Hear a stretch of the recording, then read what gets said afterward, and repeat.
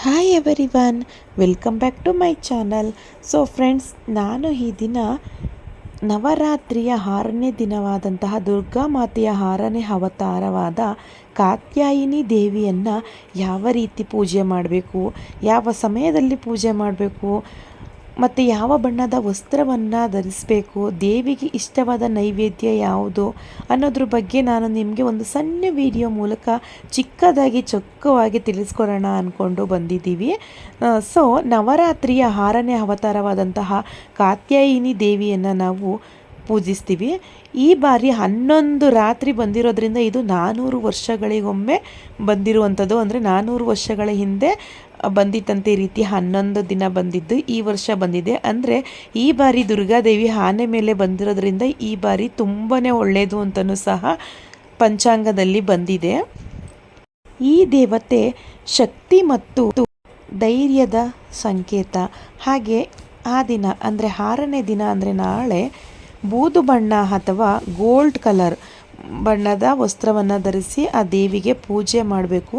ಮತ್ತು ಈ ದೇವರಿಗೆ ಜೇನುತುಪ್ಪದಿಂದ ತಯಾರಿಸಿದಂತಹ ನೈವೇದ್ಯವನ್ನು ಅರ್ಪಣೆ ಮಾಡಬೇಕು.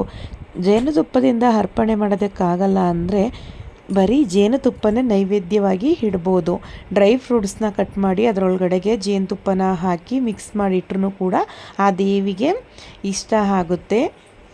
ಈ ತಾಯಿ ಲಕ್ಷ್ಮೀ ಸ್ವರೂಪ ಆಗಿರೋದ್ರಿಂದ ಬೆಲ್ಲ, ಹುರಿಗಡಲೆ ಈ ರೀತಿ ಥಿಂಗ್ಸ್ಗಳನ್ನ ದೇವಿಗೆ ನಾವು ನೈವೇದ್ಯವಾಗಿ ಅರ್ಪಣೆ ಮಾಡೋದ್ರಿಂದ ದೇವಿಯ ಕೃಪೆಗೆ ನಾವು ಪಾತ್ರರಾಗ್ಬೋದು. ಇನ್ನು ಬ್ರಹ್ಮ ಮುಹೂರ್ತ ಶ್ರೇಷ್ಠವಾದ ಒಂದು ಸಮಯದಲ್ಲಿ ನಾವು ಪೂಜೆ ಮಾಡಿದ್ರೆ ಆ ದೇವರ ಕೃಪೆಗೆ ನಾವು ಒಳಗಾಗ್ತೀವಲ್ವ.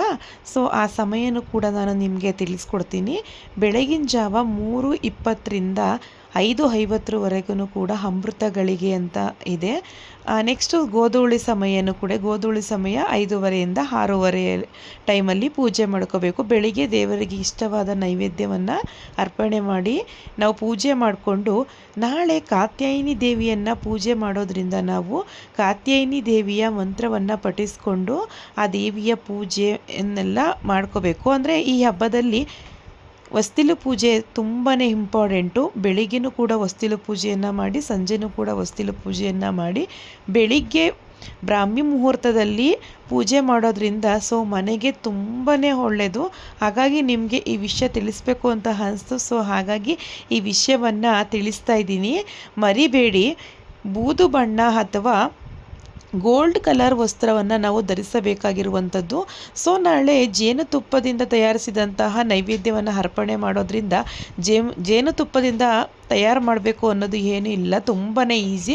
ಪಂಚಾಮೃತಕ್ಕೆ ಜೇನುತುಪ್ಪನೂ ಸಹ ಹಾಕ್ತಾರೆ. ಆ ರೀತಿ ಪಂಚಾಮೃತನೂ ಕೂಡ ಬೇಕಾದರೆ ನೀವು ಮಾಡ್ಬೋದು. ಇಲ್ಲಾಂದರೆ ಡ್ರೈ ಫ್ರೂಟ್ಸ್ ಎಲ್ಲ ಸಣ್ಣದಾಗಿ ಕಟ್ ಮಾಡಿಬಿಟ್ಟು ಅದಕ್ಕೆ ಜೇನುತುಪ್ಪ, ಸ್ವಲ್ಪ ಬೆಲ್ಲ ಅದನ್ನೆಲ್ಲ ಮಿಕ್ಸ್ ಮಾಡಿನೂ ಕೂಡ ನಾವು ಇಡ್ಬೋದು.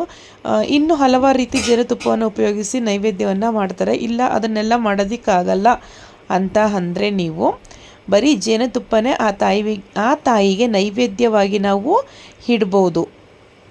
ನಾವು 6ನೇ ದಿನ ಅಂದರೆ ಎಲ್ಲ ಅಂದ್ಕೊಂಡಿರ್ತಾರೆ ಈ ದಿನ 6ನೇ ದಿನ, ಸೊ ನಾಳೆ 7ನೇ ದಿನ ಅಂತ ಅಂದ್ಕೊಂಡಿರ್ತಾರೆ.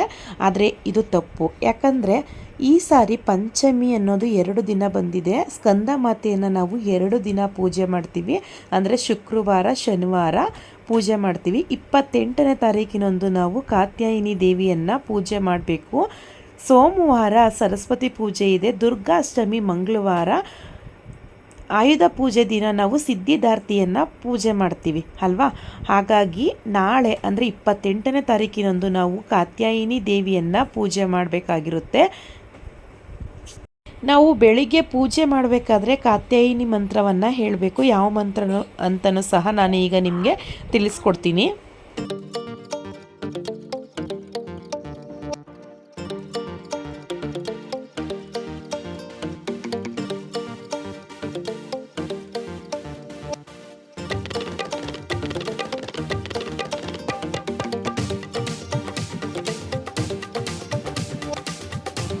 ಸೊ ನಾವು ಬ್ರಾಹ್ಮಿ ಮುಹೂರ್ತದಲ್ಲಿ ಪೂಜೆ ಮಾಡಬೇಕಾದ್ರೆ ಕಾತ್ಯಾಯಿನಿ ದೇವಿಯನ್ನು ನೆನೆಸ್ಕೊಂಡು ಈ ಮಂತ್ರವನ್ನು ಹೇಳಬೇಕು. ನಂತರ ದುರ್ಗಾ ಮಾತೆಯ 6ನೇ ಅವತಾರ ಆಗಿರೋದ್ರಿಂದ ಮೊದಲು ನಾವು 9 ಬಾರಿ ದುರ್ಗಾಮಾತೆಯ ಮಂತ್ರವನ್ನು ಹೇಳಿಕೊಂಡು ನಂತರ ಕಾತ್ಯಾಯಿನಿ ದೇವಿಯ ಮಂತ್ರವನ್ನು ಹೇಳಬೇಕಾಗಿರೋದು. 9 ಬಾರಿ ಹೇಳಿದ್ರೆ ಸಾಕು. ಸೊ ಇಷ್ಟು ವಿಷಯ ನಿಮಗೆ ಅರ್ಥ ಆಗಿದೆ ಅಂತ ತಿಳ್ಕೊತೀನಿ. ಅರ್ಥ ಆಗಿದ್ರೆ ದಯವಿಟ್ಟು ಹೇಗಿತ್ತು ಅಂತ ಕಾಮೆಂಟ್ ಮಾಡೋದನ್ನ ಮರಿಬೇಡಿ ಅಂತ ಕೇಳ್ತಾ ನಾನು ಈ ವಿಡಿಯೋವನ್ನು ಎಂಡ್ ಮಾಡ್ತೀನಿ. ಓಕೆ ಫ್ರೆಂಡ್ಸ್, ಬಾಯ್.